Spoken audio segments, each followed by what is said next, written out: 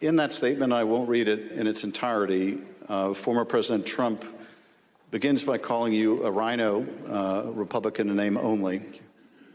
He then references a conversation in November 2020 in which he claims that you told him that the election was rigged and that he had won Arizona.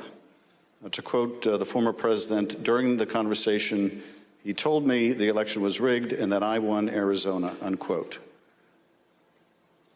Did you have such a conversation with the president? I did have a conversation with the president.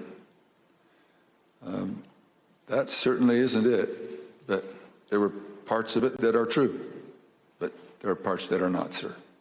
And the part that I read you, is that false? Anywhere, anyone, anytime has said that I said the election was rigged, that would not be true. And when the former president in his statement today claimed that you told him that he won Arizona, is that also false? That is also false. Mr. Bowers, I understand that after the election, and I don't know whether this is the conversation the former president is referring to, but after the election, you received a phone call from President Trump and Rudy Giuliani in which they discussed the result of the presidential election in Arizona. If you would, tell us about that call and whether the former president or Mr. Giuliani raised allegations of election fraud. Thank you. My wife and I had returned from attending our church meetings. It was on a Sunday, and we were still in the driveway, and I had received a call from a colleague telling me that the White House was trying to get in touch with her and I, and that she said, please, if you get a call, let's try to take this together. Immediately, I saw that the White House on my Bluetooth was calling, and I took the call and was asked by I would presume the operator at the White House if I would hold for the president, which I did, and Mr. Giuliani came on first, and niceties, then Mr. Trump, President Trump, then President Trump came on, and we initiated a conversation. And during that conversation, did you ask Mr. Giuliani for proof of these allegations of fraud that he was making? On multiple occasions, yes. And when you asked him for evidence of this fraud, what did he say? He said that they did have proof, and I asked him, do you have names? For example, we have 200,000 illegal immigrants, some large number, 5,000 or 6,000 dead people, etc. And I said, do you have their names? Yes. Will you give them to me? Yes. The president interrupted and said, give the man what he needs, Rudy. He said, I will. And that happened on at least 2 occasions, that interchange in the conversation. So Mr. Giuliani was claiming in the call that there were hundreds of thousands of undocumented people and thousands of dead people who had purportedly voted in the election? Yes. And you asked him for evidence of that? I did.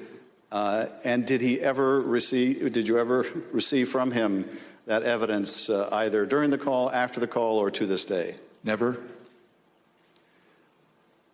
What was the ask during this call? He was making these allegations of fraud, but he had something or a couple things that they wanted you to do. What were those? The ones I remember were first that we would hold, that I would allow an official committee at the Capitol so that they could hear this evidence and that we could take action thereafter. And I refused. I said, up to that time, the circus, I called it a circus, had been brewing with lots of demonstrations, both at the counting center, at the Capitol, and other places. And I didn't want to have that in the House. I did not feel that the evidence, granted in its absence, merited a hearing, and I didn't want to be used as a pawn if there was some other need that the committee hearing would fulfill. So that was the first ask, that we hold an official committee hearing. And what was his second ask? I said, to what end? To what end the hearing? He said, well, we have heard by an official high up in the Republican legislature that there is a legal theory or a legal ability in Arizona that you can remove the electors of President Biden and replace them. And we would like to have the legitimate opportunity through the committee to come to that end and remove that. And I said, that's something that's totally new to me. I've never heard of any such thing. And he pressed that point. And I said, look, you are asking me to do something that is counter to my oath when I swore to the Constitution to uphold it. And I also swore to the Constitution and the laws of the state of Arizona. And this is totally foreign as an idea or a theory to me.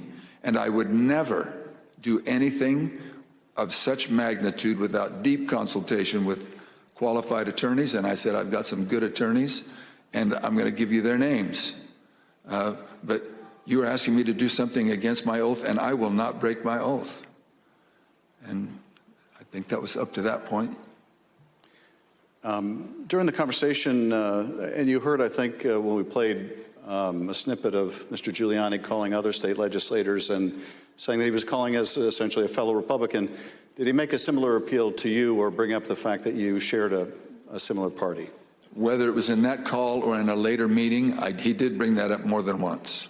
And how would he bring that up? He would say, aren't we all Republicans here? I would think we would get a better reception. I mean, I would think you would listen a little more open to my suggestions that we're all Republicans.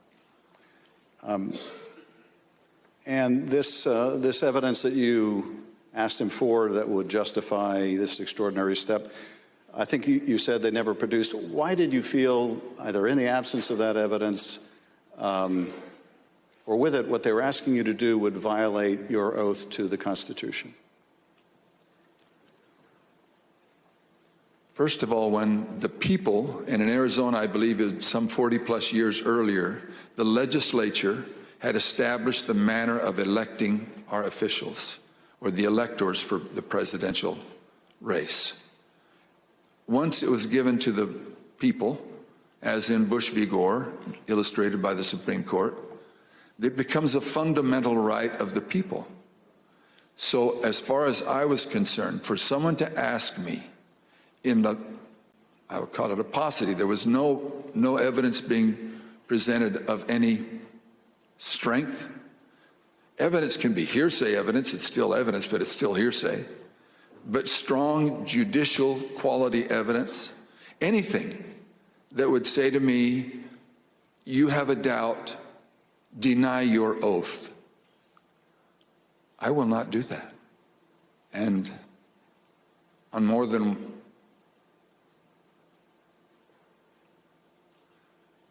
one occasion throughout all this, that has been brought up, and it is a tenet of my faith that the Constitution is divinely inspired of my most basic foundational beliefs. And so for me to do that because somebody just asked me to is foreign to my very being. I will not do it. During that conversation, Speaker Bowers, did you ask him if what he was proposing had ever been done before? I did. And what did he say? He said, well, I'm not familiar with Arizona law or any other laws, but I don't think so. And that also was brought up in other conversations, both with him and with John Eastman and others. Speaker Bowers, I understand that a week after that call, Mr. Giuliani appeared with others associated with President Trump's effort to overturn the result of the election at a purported legislative hearing in a hotel ballroom in Phoenix. Was this an official hearing of the state legislature? It was not. And why was it not a real or official hearing of the legislature? A legislator can hold a group meeting. You can call it a hearing. But when they ask me to have an official hearing, we establish it by protocols, public notice, etc. It's typically held at the Capitol, but doesn't need to be. We can authorize a hearing off campus. And in this case, I had been asked on several occasions to allow a hearing. I had denied it, but said, you're free to hold a meeting, any meeting you want, to the person who asked, and which he ultimately did. I think he was a little frustrated, but he ultimately did. This meeting was the same day, I believe, that the governor of Arizona, Doug Ducey, certified Biden as the winner of the presidential election in Arizona. Did you meet with Mr. Giuliani and his associates while they were in Phoenix sometime after that purported legislative hearing at the hotel? Yes, I did, sir. And at that meeting, did Mr. Giuliani raise any specific allegations of election fraud again? His initial comments were, again, the litany of groups of illegal individuals or people deceased, etc. And he had brought that up, and I wasn't alone in that meeting. There were others, and other members of the Senate aggressively questioned him. And then I proceeded to question him on the proof that he was going to bring me, etc.